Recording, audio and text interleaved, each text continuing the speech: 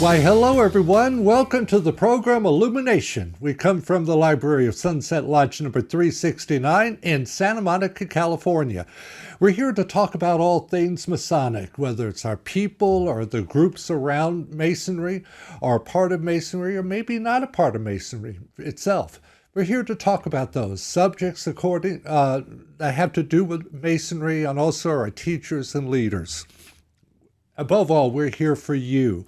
So if you want to get in touch with us, we'd love to hear from you. You can do one of two things. You can go to our website, which is sunsetmasoniclodge.org. That's sunsetmasoniclodge.org, or send us an email. That's sunsetmasoniclodge369@gmail.com. Email a little different, sunsetmasoniclodge369@gmail.com. We'd love to hear from you, and most of all, we enjoy having you here with us today.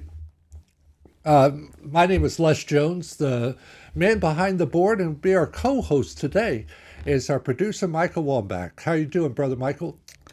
I'm doing good, Les, and it's fun to be here as always, and I'm looking forward to your topic today. I know we were talking about it beforehand, and it's kind of an interesting one, and maybe even a little controversial, so let's have at it and see what we can do. Well, I just thought it's about time we talk about the elephant in the room, so to speak. I saw something on that. I was reading an article done by Brother Mason entitled Religious Opposition to Freemasonry.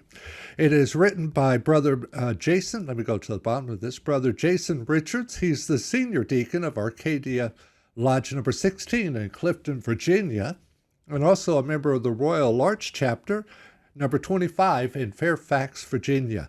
He's well known for the weblog called The 2-Foot Rule, Masonry in Plain Language. And I really was, this really hit me. I read this article, and I was thinking this was something we needed to do a program on. I remember when I was going through my degrees, and I was watching a little this and that on television, and I saw something on the History Channel about Freemasonry. And I thought, this is the History Channel. This ought to be safe.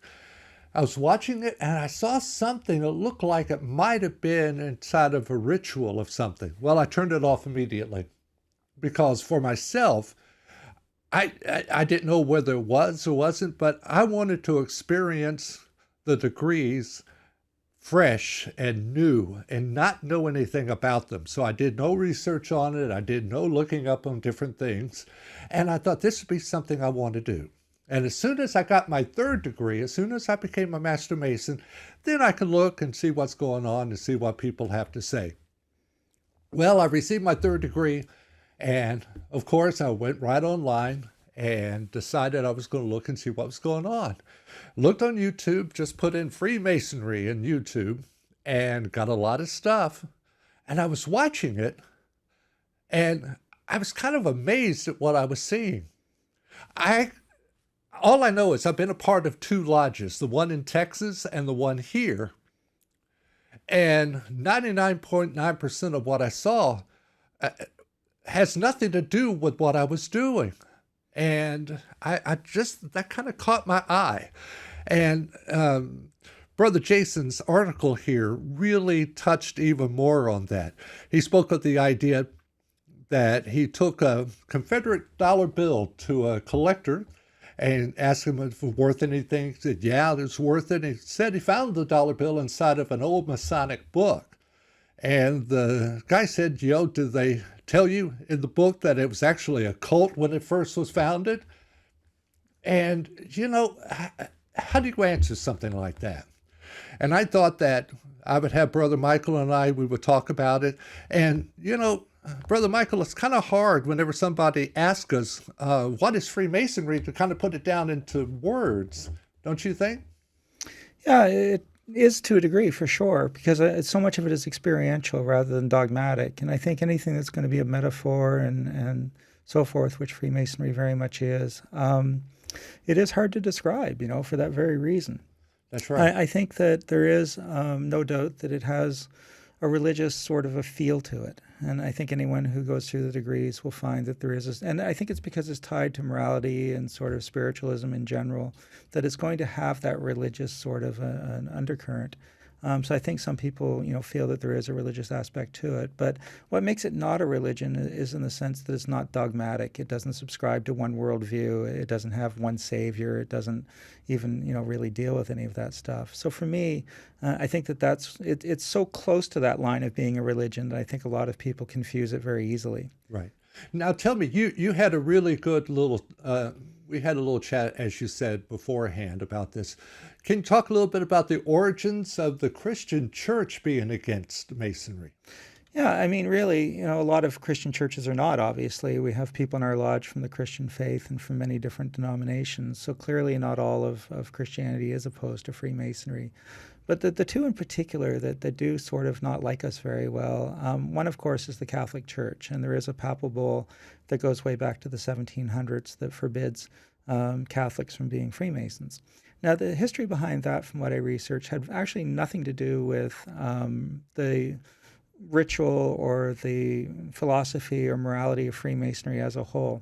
It was strictly to deal with politics. And of course, many churches were deeply involved in politics at the time, the Catholic Church being very much one of them, the Roman Church.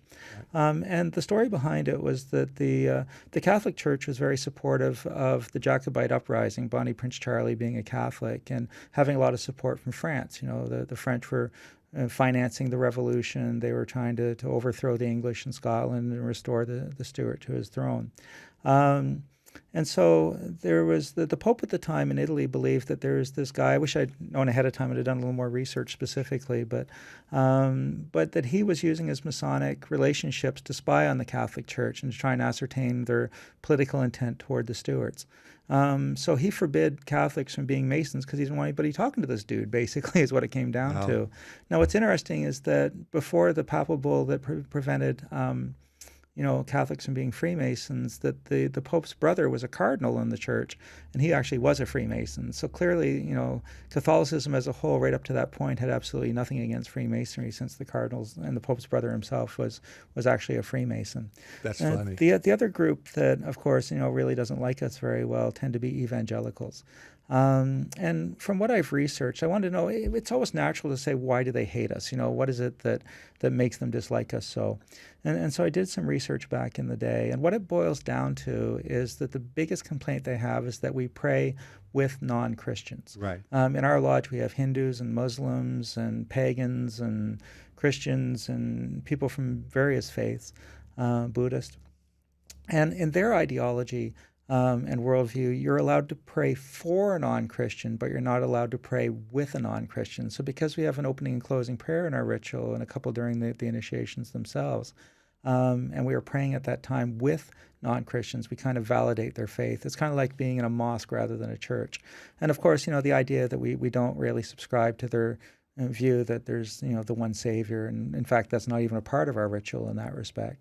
And again, we're not opposed to it. If you're a Christian and that's what you believe, then wonderful for you. Well, see, but that's really kind of their main complaint with us, which, how do we take that seriously? I think that the intolerance and so forth. And I think in our day and age, I think more and more people are turning their back on that kind of thinking.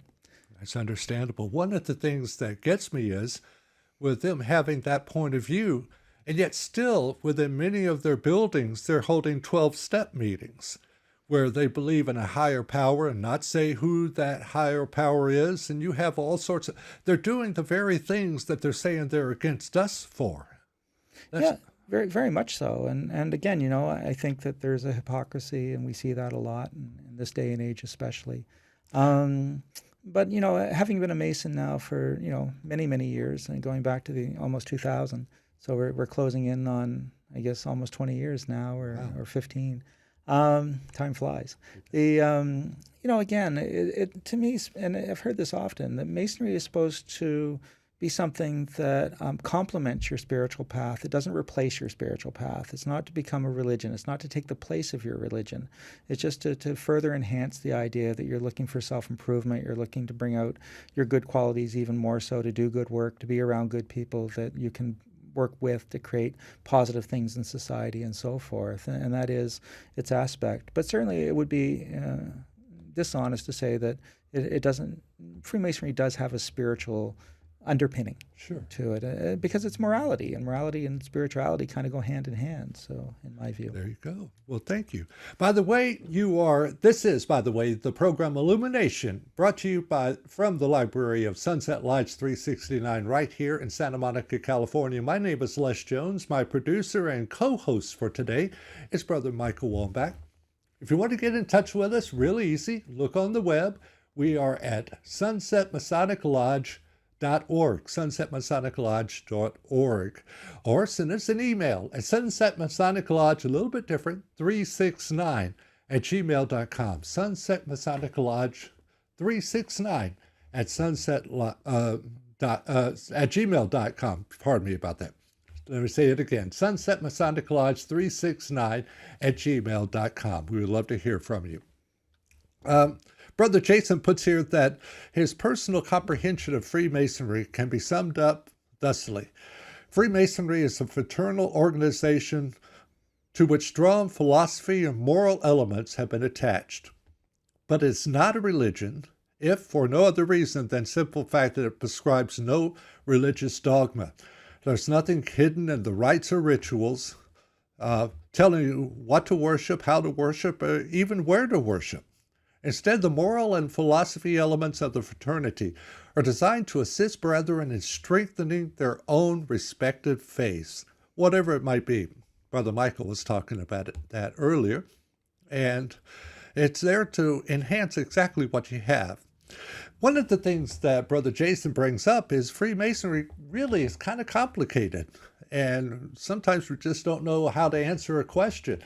And that tends to feed into the paranoia and fear that people have. I know there's a good friend of mine who is somewhat anti-Masonic, and I tried to talk to her about it. I said, I'm not going to lie to you.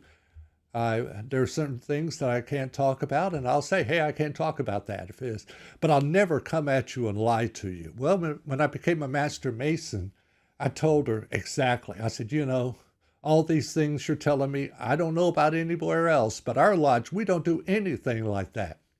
And she said, oh, no, they're keeping you ignorant. It's the upper degrees that do that. Well, I went through the Scottish Rite up to the 32nd degree a couple of months ago, and none of the things that I see and hear I was a part of. Nothing.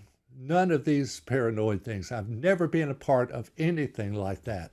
And I'll just be honest with you. I'm not going to talk about certain things, but I will definitely not lie to anybody about this. And I think that's what's important. What do you think, Brother Michael? Yeah, I think so. And the other thing I think with religions, and I'm not picking on Christianity, I think many religions do this, is that they like to sort of keep control of their followers. And the last thing they want is you going somewhere else to get any kind of spiritual thing. You're supposed to go to the church and the minister, and you're not supposed to stray from the path. And to me, it's always been more about control than anything else in politics. And unfortunately, religion and politics do very much seem to go hand in hand, which is unfortunate. I think our founding fathers had it right, and that those two things should be kept separate. But unfortunately, I don't think that worked out so well in practice.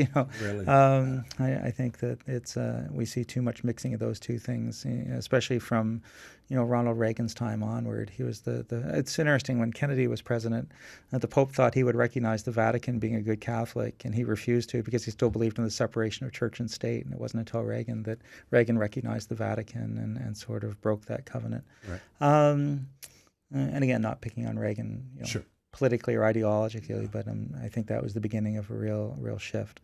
Well, right here. Oh, go ahead. I'm sorry. But I think that's always a part of it, and I think that religions do like to covet and control their followers to a great degree. And so it's not without reason that we've heard of them spreading misinformation about other groups being satanic or demonic or whatever as a way of trying to discourage people from any other point of view, frankly, and making sure that they strictly sit there and are controlled by their own church, in that respect. Really good. And why don't you talk a little bit about, it's really kind of hard sometimes to answer a simple question about what Freemasonry is. You got some ideas on that? Oh dear God, what is it? But really, And if that's the somebody million came dollar up to you, question. Really, is what yeah, is it?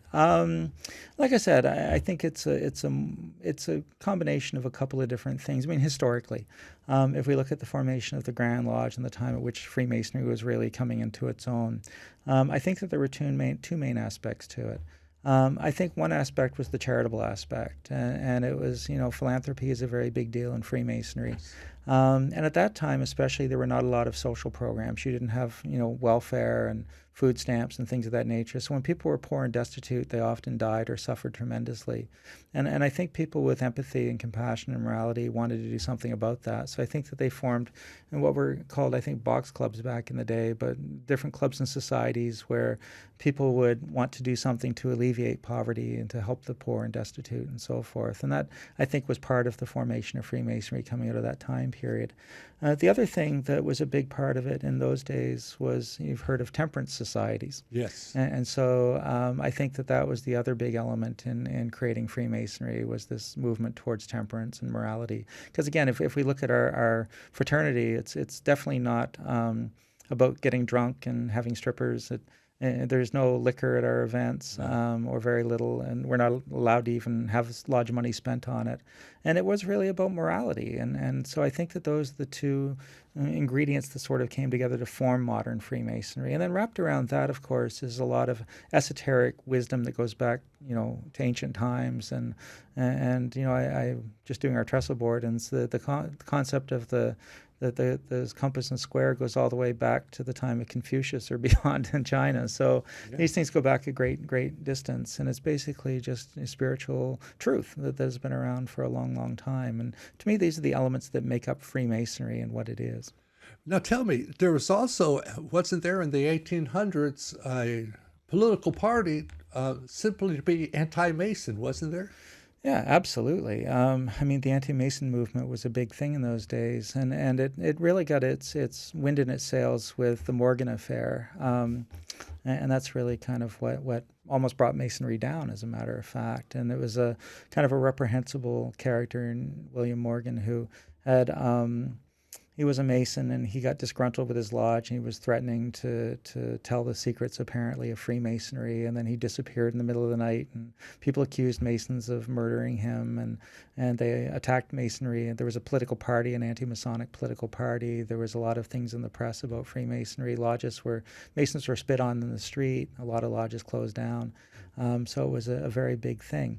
And we still see some of that these days, and some of the anti-Masonic movement coming out of especially the evangelical movement that demonizes us, and you'll find books written that are very anti-Masonic. I have a couple of them in my library, as a matter of fact, and I treasure them because they're great research books, that they so want to bring us down that they were meticulous in their research. And of course, they twist their conclusions, but I'm looking to research something, they make awesome reference books because they've done a lot of research. So I kind of know where to start looking, based on those. But again, obviously with a twisted interpretation. But yeah, the anti-Masonic movement was a big deal, and it really did almost destroy Freemasonry in America. So. For sure. By the way, just to let you know, this is the program Illumination from Sunset Lodge number 369 in Santa Monica, California. We're here in the library of our lodge. My name is Les Jones, and I'm my co-host for today, an all-round producer and help along the way, the man in the hot seat, as I like to say, Brother Michael Wambach. If you'd like to reach us, two ways to do it. Go on the web. Our website is sunsetmasoniclodge.org, sunsetmasoniclodge.org, or you can send us an email. That is sunsetmasoniclodge369 at gmail.com. sunsetmasoniclodge369 at gmail.com. We'd love to hear from you. Whatever you believe, whatever you think, we're open here. We believe in free communication, free speech. So whatever thoughts that you have, just write us. We'd love to hear from you. We are open, by the way, most Tuesdays, and I would suggest you contact us just to be sure. Send us an email, and we'll let you know we're open starting at 6:30 when we have a meal, and at 7:30, whatever activities we have, whether we're having a practice or a degree or our stated meeting. Those who don't know, stated meeting is basically our business meeting of the month. Whichever, if you're a Mason or not, we'd love to see you. Come on by and just have a bite to eat with us. We love it. As I said before, we love to see you. One of the things that Brother Jason brings up is that people just aren't used to the idea that there's one interpretation of everything, that everyone has their own interpretation of the symbolism. I know I brought up, I think it was a couple of weeks ago, that you can actually look at a situation, look at a symbol, and it means something to you, and you really get something out of it. And maybe you look at it 2-3 years later, and it means something totally different to you. And not only is there not one truth about something, but it's something that means different things to you as you grow up. What do you think, Brother Michael? Yeah, I mean, I think spirituality and it evolves with you. I think that, I've often said, they say there are two great secrets in Freemasonry. And one is confidentiality. If I share a problem with you, I'm not expecting you to run around town telling people and betraying my confidence and faith. So we do that as a way. But again, my doctor has that same confidentiality. My accountant has that same confidentiality. So that's part of it in a sense. The other part of it is the idea of your relationship with the divine. And I think that, again, if we look at some of the faiths like Judaism, the idea that we can't even speak the name of God because you can't discuss an infinite concept with a finite brain and language, So even to try and put it into a name is doing it a disservice. And so in that respect, I think Freemasonry kind of evolved in that direction as well, that we believe that the relationship you have with the divine is your own personal relationship. And there's no saying that your relationship is exactly the same as mine, nor should be. And again, I think some of the religions that want everybody to pray the same and be the same and think the same and again, struggle with that concept that maybe both are valid, yet both are different. And I think that Freemasonry embraces that concept, that people of different faiths that sort of view the divine in their own way, yet still we're talking about the same thing, just different aspects of it. And so to me, again, that's where there's a disconnect between some religions, not all, Right. and see, not even all aspects of Christianity, like I said, Sure. but some very narrow conservative religious movements. And again, even in the Middle East, some of the movements there that are very, very strict and dogmatic and religious and will not tolerate any dissent from the narrow path, again, would have the same issue. So again, that's, I think, where a lot of that comes from. Well, it says here, Brother Jason writes that much of Freemasonry's tolerance of religion preference of each other's personal interpretation of what symbols mean for you. As a result, Masonry encourages each brother to seek out truth for himself. It could appear to outsiders that Masonry actively discourages moral and religious absolutes, but no. But determining, encouraging, and discouraging moral religious absolutism is the job of religion and not Freemasonry. And he says here, as Masonry once again prescribes no dogma, and he says, this is kind of funny, he said, you are seeing a trend, aren't you? And goes on to forbid talk of religion or politics in the lodge. We don't talk about somebody's personal beliefs or religious beliefs in the lodge because that tends to separate. And that's the last thing we want in our lodge, is to have separation. We're here for brotherly love and unity, and not anything that would separate us. And I know several Masons who delve into occult philosophy and ancient round philosophy and so forth, and that's what they do. I know personally myself, I don't, but we have Masons who do. And I don't want anything to bring us apart. We do have a common goal along the way that brings us together. What do you think, Brother Michael? Yeah, and in fact, I've had issues with some lodges over this in the past, that they sort of, especially some of the quote-unquote esoteric lodges that think every Mason has to be esoteric. And I think that's just as wrong as the narrow evangelical view that Right. everybody who doesn't think the way they do is wrong. And when it comes to religion or politics, you're supposed to leave that stuff at the door. And so you're not supposed to bring that into the lodge. So whether you practice a pagan path, whether you're a Hindu or a Muslim or a Sikh or a Christian, You're supposed to leave that at the door when you enter the lodge. We're all brothers at that point. And then you can pick that up again on your way out, as they say. But during the lodge, you're supposed to, as I said, not allow those things to come in. And we have our California Masonic Code. Every jurisdiction, I'm sure, has their own set of laws. And that's codified right in our laws. It says that the only two subjects forbidden to be discussed in the lodge are religion and politics. And so that's strictly forbidden. Because as you say, that those tend to be very divisive. And our goal is not to divide people, it's to find what we have in common and to create tolerance and understanding by having a shared safe space where people of different faiths and beliefs and so forth can gather as one without those things to get to know each other and to form bonds. And I think that there's a powerful need for that in our society. In fact, on our own podcast, we had a Buddhist Lama that we interviewed a couple of weeks ago, and she was bemoaning the fact that we're losing community in our society. And I think Freemasonry, at the end of the day, is about building community. And I think that's something in our society that we desperately need. So funny, even just today, I visited my primary care physician. I got on the elevator, and everybody was looking down on their phone and scrolling around. And I'm not too shy about speaking up about certain things. I looked around and said, my goodness, what did we do before we got the smartphone? Everybody laughed, and one guy said, well, we carried pagers. And I said, we even said, when we had pagers, what did we do before we had a pager? So I think that's something else. I think that's funny.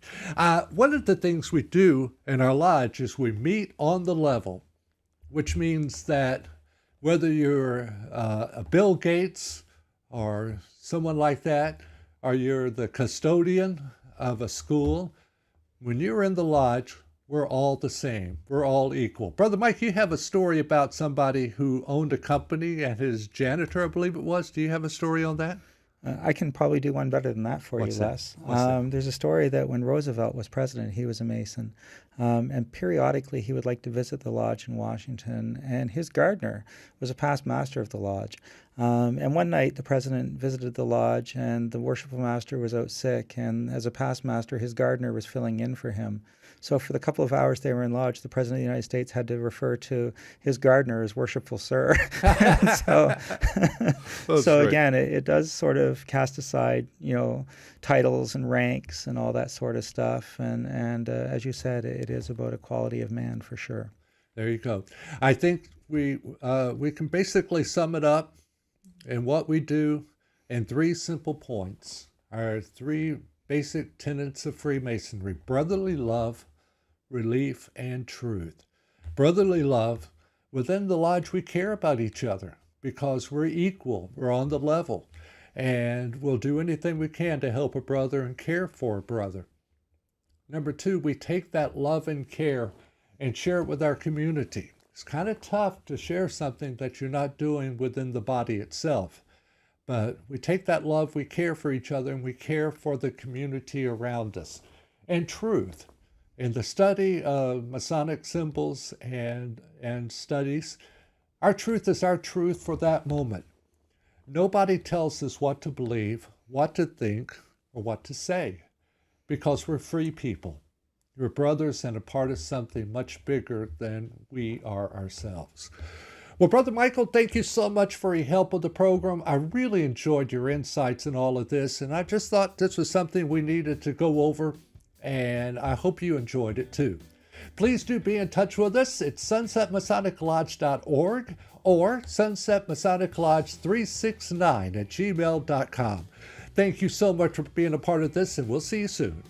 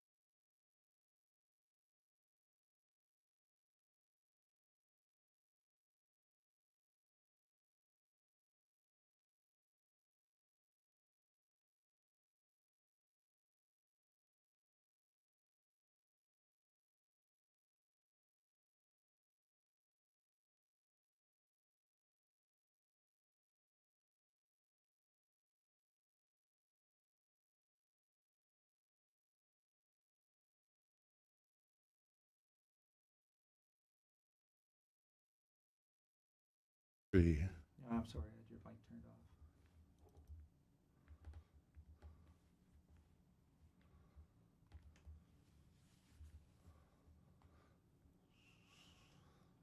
All right, now I see what that looks like. So now let's try a different setting real quick. I really want to get this all dialed in, you know.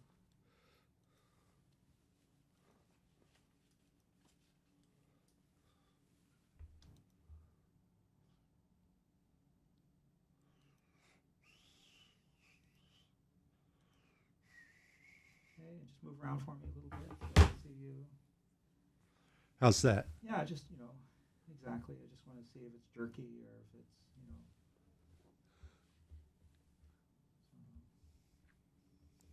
All right, let me just check it real quick. See what a difference it makes. That's actually pretty good too. All right, let me go a little bit slower again. It's funny because I was watching the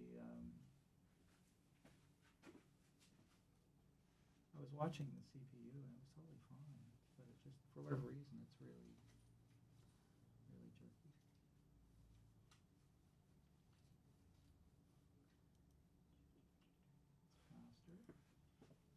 How did the audio come out? Audio was fine. Do you want to just put it up as an audio one? Yeah, you can do that, but you know, it's up to you. Why don't we do that? Yeah. I don't want Can you do me a to favor and still sit there though, because I really want to sure. dial this in for us too. 'Cause Sure. otherwise, by next Tuesday or Sunday or whatever, I'll totally forget that we're in the middle of it. You know what I mean? No It's problem. helping me a lot. All right, so just wiggle around and move side to side. Perfect. It's just enough so I can see if you're ghosting or. Just all the That'll let me different compare motions the- I do. That'll let me compare the two videos side by side and see if one looks better than the other. All right, give me a quick second. I had to do that once. All right, see, that looks fine too. All right, let me go one slower again. Oh, maybe I should just leave it at that. Oh, well, maybe what the hell. We've come this far. Let's see. See, that's medium, so. All right, let me just look at those two side-by-side comparisons and see if one looks good. I don't know why it was jerky. It shouldn't have been. Fast. Is that good? Yeah, you're good. But I have no problem at all with us just putting up the audio on YouTube. And you can put a little note on there about some technical difficulties with the video. People can listen to it as a podcast if they want. Yeah. Or like I said, I'm more than happy to redo it if you want. Yeah, that's fine. I think we did a great show. You had some great stuff, so I don't mind that at all. All right, if you're happy with that. I'm very happy with that. Yeah. I also,